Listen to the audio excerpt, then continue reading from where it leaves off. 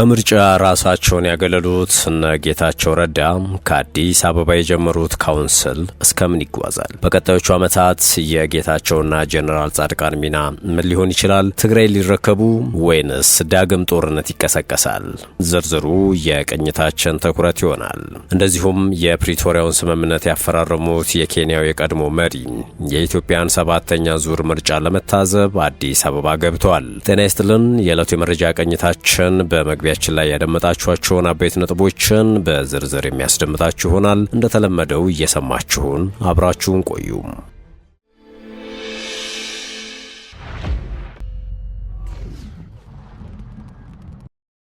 ወደ ዝርዝር ጉዳዮች እናምራ። ከምርጫ ራሳቸውን ያገለሉት እነ ጌታቸው ረዳ ከአዲስ አበባ የጀመሩት ካውንስል እስከምን ይጓዛል? ከትግራይ ክልል የተባረሩ ፖለቲከኞች አዲስ አበባ ላይ ካውንስል መመስረታቸው ይታወሳል። ይህ ካውንስል በአፋር ክልል የሚንቀሳቀሰውን ሀራ መሬት የተሰኘ የህወሓትን ኃይል ከትግራይ ክልል መንበረ ስልጣን ለማስወገድ የተደራጀን ታጣቂ ቡድን መሪዎች ያካተተ ስብስብ ጭምር ነው። የፈረንሳዊ አፍሪካ ኢንተለጀንስ ያጠናቀረው ትንታኔ እንደሚያሳየው የቀድሞው የትግራይ ክልል ፕሬዝዳንት አሁን የጠቅላይ ሚኒስትር አብይ አህመድ የምስራቅ አፍሪካ ጉዳዮች አማካሪ ጌታቸው ረዳና ጀነራል ጻድቃን ገብረትንሳኤ የመሰረቱት ካውንስል መጨረሻው 3 አጣብቂኝ ውስጥ ሊወድቅ ይችላል ሲል ነው የሞገተው። ህወሓት ከሰሜን ኢትዮጵያው ጦርነት በፊት የፌዴራል መንግስት የጨረባ ምርጫ ሲል የጠራው በክልሉ ብቻ የተደረገ ምርጫን ተከትሎ ተደራጅቶ የነበረውን ምክር ቤት ወደ ስራ መልሷል። ውሳኔው የሰሜን ኢትዮጵያውን ጦርነት የቋጨውን የፕሪቶሪያ ስምምነትን ጭምር ባፈረሰ መልኩ የተላለፈ ነው። አዲስ አበባ ላይ የተመሰረተውና የሰላምና ለውጥ ካውንስል የተሰኘው ስብስብ የተደራጀውም ከዚህ ህወሓት የትግራይ ክልል ስልጣንን መልሶ ከተቆጣጠረ በኋላ ነው። የፌዴራል መንግስት ትግራይ ክልልን በጊዜያዊ አስተዳዳሪነት ለተጨማሪ 1 ዓመት እየመሩ እንዲቀጥሉ የመረጣቸው ጀነራል ታደሰ ወረደም መፈንቅለ መንግስት ከተፈጸመባቸው በኋላ በዚህ ሰዓት የት እንዳሉ አይታወቅም። ሌፍተናንት ጀነራል ታደሰ ወረደ በህወሓት ስልጣናቸውን ተነጠቁ ከተባለ ማግስት እየደረሱበት አልታወቅም። ህወሓት ከጦርነቱ በፊት የነበረውን ምክር ቤት ወደ ስልጣን መልሻሉ ካለ በኋላም በአደባባይ አልታዩም። መረጃዎች እንደሚያሳዩት ጀነራል ታደሰ በዚህ ሰዓት በ3 ሁኔታዎች ውስጥ ሊሆኑ ይችላሉ። የመጀመሪያው መላምት በመቀለ ወይም በሌላ ደህንነቱ በተጠበቀና ቲዲኤፍ በተባለው የህወሓት ኃይል ቁጥጥር ስር ባለ ቦታም ጥበቃ ስር እንዲቀመጡ ተደርገዋል የሚል ነው። ሁለተኛው ደግሞ በፌዴራል መንግስት ቁጥጥርና ጥበቃ ስር ያለምንም ኮሽታ ወደ አዲስ አበባ ተዛውረው ሳይሆን አይቀርም የሚል ነው። ሶስተኛው መላምት ግን በህወሓት አንጃዎች በፌዴራል ባለስልጣናትና በወታደራዊ አዛዦች መካከል የሚደረገው ድርድር እየቀጠለ ባለበት ወቅት ሆን ብሎም የሚዲያ እይታዎችን ለማስወገድ አለመው ነው የሚል እንደሆነ ለማወቅ ተችሏል። ሆኖም እስካሁን ይፋዊ የሆነ ማረጋገጫ አልተገኘም።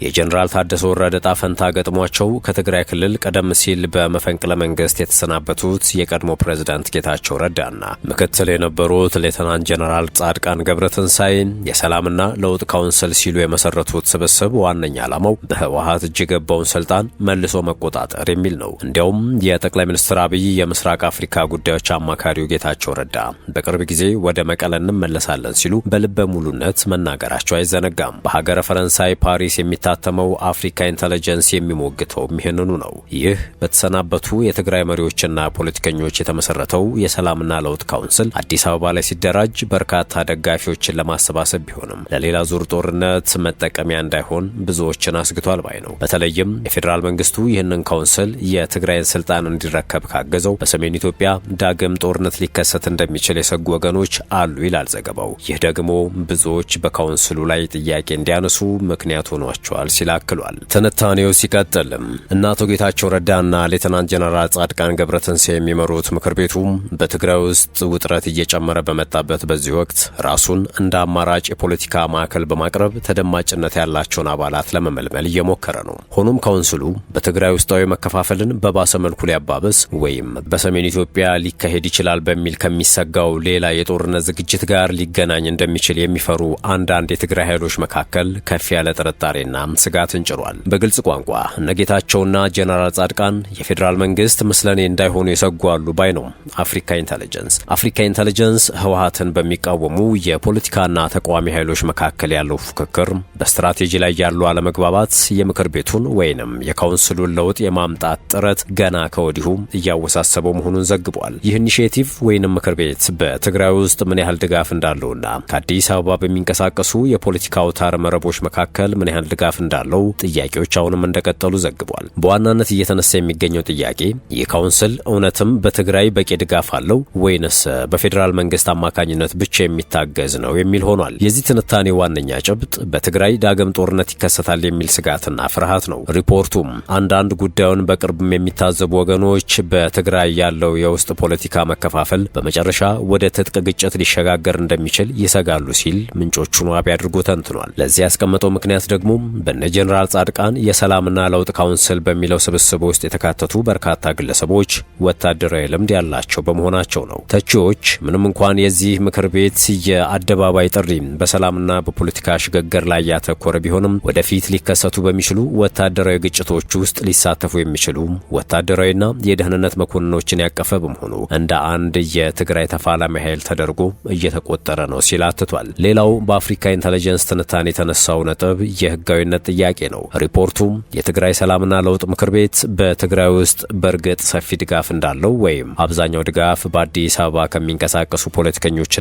ልሂቃን ስብስብ የተውጣጡ በመሆናቸው የትግራይን ስልጣን ሊረከቡ የሚችሉት በፌዴራል መንግስት ድጋፍ እንጂ በትግራይ ህዝብ ፍላጎትና ድጋፍ አይሆንም የሚል ጥርጣሬ እየተነሳ ነው ሲልም አትቷል። የትንታኔው ጭብጥ በጥቅሉም በዚህ የለውጥ ምክር ቤት ላይ ሙሉ በሙሉ ከመተማመን ይልቅ ጥያቄ ምልክቶችን ያስቀመጠ ነው። ካውንስሉም ህወሓትን ታግሎ ስልጣን የማስለቀቅ አቅም አለው ብሎ እንደማያምን ያተተው ጽሑፉ ከዚህ ይልቅ እጣ ፈንታው ሶስት መላምቶች ላይ ያርፋል የሚል ነው። አንደኛም በትግራይ ያለውን ድጋፍ ከውጭ ሆኖ ቀስ በቀስ እያጠናከረ ይመጣል የሚል ነው። ሁለተኛውም በትግራይ ያሉትን የተቃውሞ ፖለቲካ ኃይሎች ሰብስቦ መከፋፈል እንዳይፈጠር ሚናውን ይጫወታል የሚል ነው። ሶስተኛው ደግሞ ወደ ሌላ ዙር የግጭት አዙሪት እንዳይገባ ሚናውን ሊጫወት ይችላል የሚል ሲሆን ከዚህ ተቃራኒ ሆኖና በፌዴራል መንግስት አግዞ ስልጣን የሚይዝ ከሆነም በትግራይ ዳግም ሊቀሰቀስ ይችላል የሚል ግምት አለ። ከዚህ ጋር መያያዙን እርግጠኛ መሆን ባይቻልም ዘንድሮ በሀገር አቀፍ ደረጃ የሚደረገው ምርጫ በትግራይ አይከናወንም።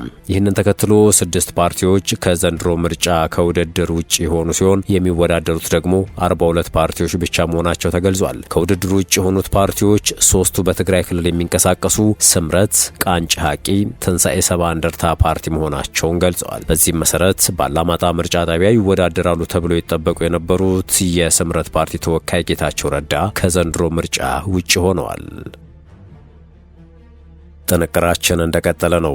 የፕሪቶሪያውን ስምምነት ያፈራረሙት የኬንያው የቀድሞ መሪ የኢትዮጵያን 7ኛ ዙር ምርጫ ለመታዘብ አዲስ አበባ ገብተዋል። በመጪው ሰኞ 7ኛውን አጠቃላይ ምርጫን የሚታዘቡ የአፍሪካ ህብረት የምርጫ ታዛቢዎች አዲስ አበባ መግባታቸውን ህብረቱ አስታውቋል። በቀድሞ የኬንያ ፕሬዝዳንት ኡሁሩ ኬንያታ የሚመራው የህብረቱ ታዛቢዎች ቡድን ከ37 ሀገራት የተውጣጣና 73 አባላትን የያዘ መሆኑ በመግለጫው ላይ ተገልጿል። ይህ አምባሳደሮችን፣ የሲቪል ማህበረሰብ ድርጅት ተወካዮች፣ የምርጫ ባለሙያዎች፣ የሰብአዊ መብት፣ የስርዓተ ጾታ፣ የወጣቶችና የመገናኛ ብዙሃን ተወካዮችን ያካተተ መሆኑ ተገልጿል። የአፍሪካ ህብረት ትላንት ባወጣው መግለጫ የምርጫ ታዛቢዎች በምርጫው ዕለት የድምፅ አሰጣጥ ሂደትንና ቆጠራን ለመታዘብ በተለያዩ የሀገሪቱ ክፍሎች የሚሰማሩ መሆኑን አስታውቋል። የኢትዮጵያ ብሔራዊ ምርጫ ቦርድ በመላ ሀገሪቱ ሰኞ ግንቦት 24 የሚደረገው 7ኛ ጠቅላላ ሀገራዊ ምርጫን ለመታዘብ ከአፍሪካ ህብረት ታዛቢዎች በተጨማሪ የምስራቅ አፍሪካ የልማት በይነ መንግስታት ወይም ኢጋድ ታዛቢዎች እንደሚገኙ አስታውቋል።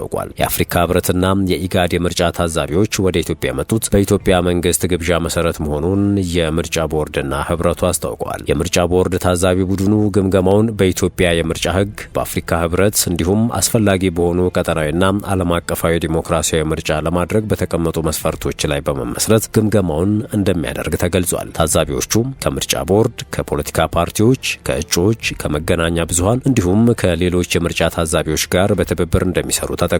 ታዛቢ ቡድኑ የመጀመሪያ ደረጃ ሪፖርቱን ግንቦት 26 2018 ዓ.ም በአዲስ አበባ ይፋ የሚያደርግ መሆኑ የተገለጸ ሲሆን የመጨረሻ ሪፖርቱን ደግሞ ከምርጫው በኋላ በ2 ወር ውስጥ ያቀርባል ተብሏል። የኢትዮጵያ ሲቪክ ማህበራት 7ኛውን ጠቅላላ ምርጫ ለመታዘብ ከ500 በላይ የሚሆኑ የረጅም ጊዜ ታዛቢዎችን ማሰማራታቸውን አስታውቀዋል። ወደ ቤተሰቦቻችን የዕለቱ የመረጃ ቅኝታችን አበቃ።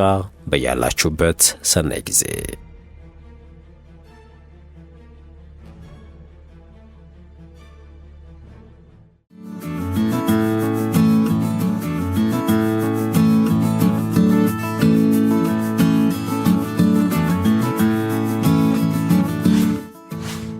ሸገር ታይምስ ሚዲያን ሰብስክራይብ በማድረግና ደወሉን በመጫን ይከተሉን።